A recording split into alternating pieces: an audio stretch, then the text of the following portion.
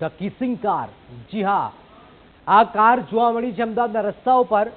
આપ આ કાર જોશો તો ચોંકી ઉઠશો, કારણ કે આ પ્રેમીઓને ખબર નથી કે આ પ્રકારની ઘટનાઓ અકસ્માત સર્જી શકે છે।